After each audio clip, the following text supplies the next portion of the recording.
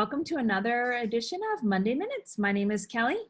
And my name is Jessie, and this week we have a very exciting guest with us. Mark Noble is here. He is part of the Bywater team, and he is the developer of Aspen Discovery. Welcome, Mark. Hi, thanks for having me. We're excited. This is exciting. Yeah. Mark, talk to us a little bit about kind of your background. Sure, yeah. I've been working for libraries doing software development for libraries for about 12 years now, and I've been working on what is today Aspen Discovery for about 10 years. I like to say I've been working on it for 10 years for 4 different companies, including 2 companies that were my own company. So it's been a lot of different companies, but a lot of the same product, which is fun. So it's a great product to work on. I love making it better for libraries. Awesome. So tell us, how a lot of our listeners kind of know a little bit about Aspen, but might not know the extent. So talk to us about how it works with Koha.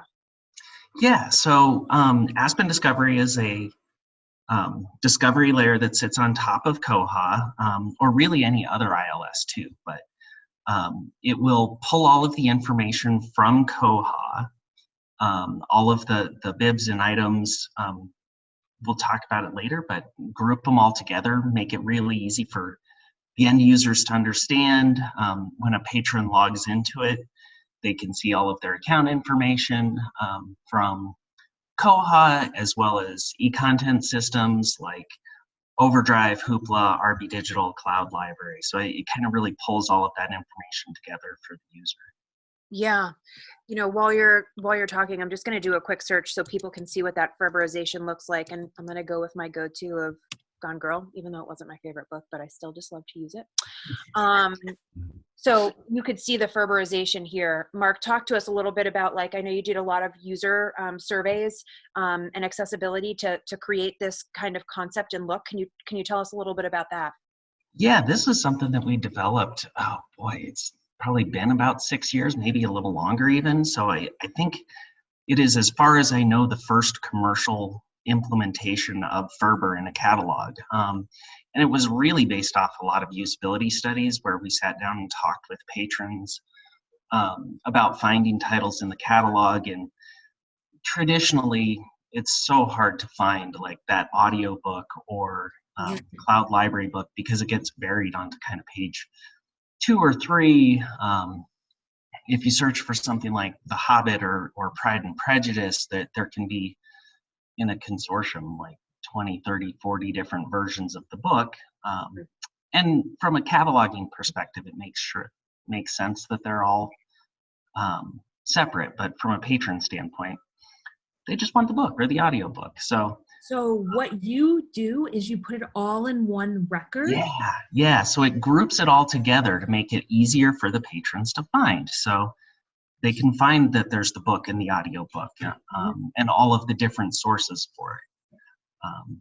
And yeah, it's been fun to develop, and it's one of those, it's a tricky problem to solve because everybody catalogs a little bit differently.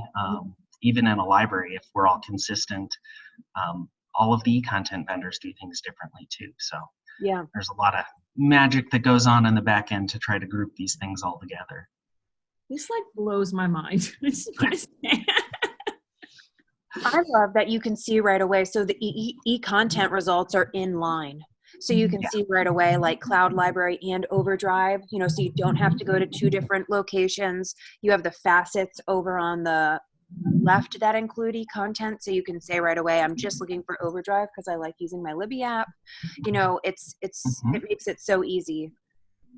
I like the little icons at the top where it says book. I'm more visual. Book, ebook, audiobook. So that's a way to refine that search too. And available online now. Another great thing about this is you can check that book right out. So if I want to grab one of the ebooks here, I can check out on Overdrive. It'll give me a beautiful message.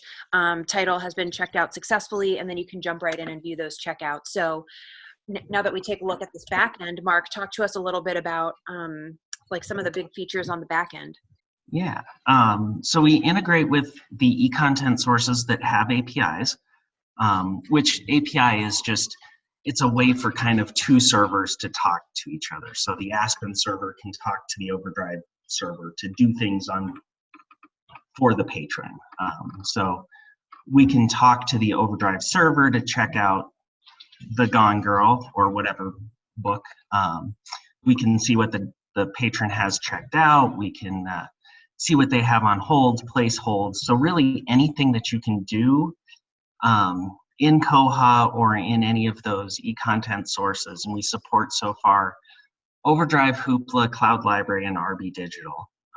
So anything that you can do in those apps, you can do here. So you can place your holds, you can check titles out. We have a reading history that if you've enabled your reading history, so you do have to opt into that. And as soon as you opt into that, it'll start looking at what you have checked out.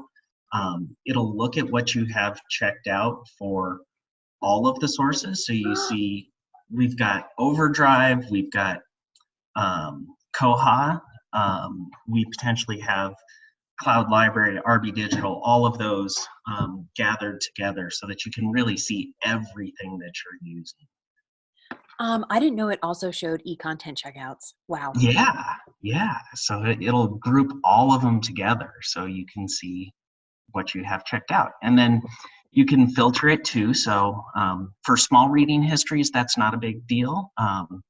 But if you searched for like girl in there, filtered for girl, it would just show Gone Girl. And for a reading history of we've got 3 or 4 here, not that big of a deal, but people have literally thousands of entries in their reading history. So really nice way for people to track what they're doing. Like Kelly McGillicott. I know.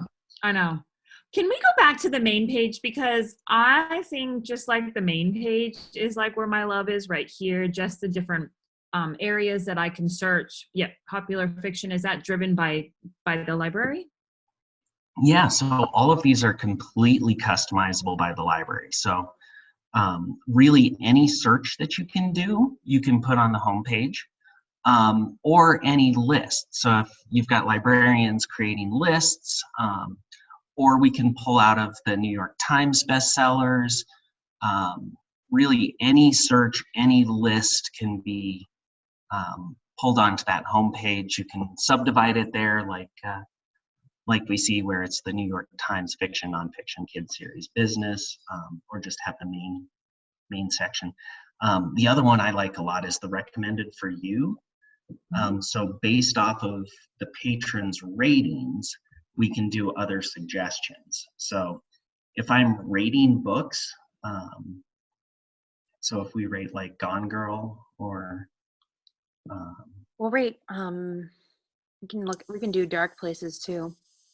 I'm okay with, I'll give that one a 3 out of 5. Yeah. You're stingy with your stars, I see, Jessie. Yep.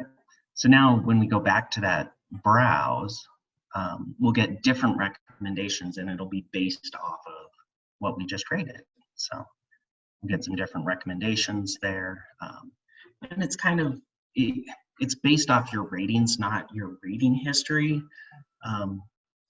Really just because I've checked something out doesn't mean that I've read it, doesn't mean that I liked it, and doesn't mean that I want recommendations on it. So until I rate it, we don't really know, did you like it or not? So if I'm checking out we're all part of those book clubs that somebody has to choose a book and you're like, I never want to be known to have read this book, but I want to read it for my book club. Yep. What about this page? Because this is pretty awesome how you can view, like, I just grabbed the Lee Child, like look at the also in this series and more like this. So the also in this series is coming from novelists. So we've got novelist select integration. So if the library subscribes to that, we can include also in this series, the similar series from novelists, similar titles, similar authors. For libraries that don't subscribe to it, we've got the more like this. And Goodreads is available to everyone as well. So you don't have to have any specific subscription. But if you like the Goodreads reviews, you can certainly turn those on, and they work for every title or every book. The way the More Like This works, right under the series, is based off of the data within the catalog. So we're looking at a lot of the subject information, the target audience. So is it meant for adults or kids? If it's fiction, nonfiction, those kind of things, to bring in other titles that might be interesting for the patron. The really neat thing about that is it's not limited to just books. So it'll work for movies, it'll work for music. So it's all based off the metadata in the record. So it depends a little bit on the cataloging, but you do get recommendations for different movies and that kind of thing. So awesome. Yeah. Great. This was so awesome. This is making me super jealous of all the libraries that have this. All right. Well, Mark, thank you so much for joining us for a quick Monday Minutes this week to show off some of the neat things and features that we have in Aspen. Yeah, thanks a lot. Thank you so much. And have a great week. Yeah, you too. Bye. Bye.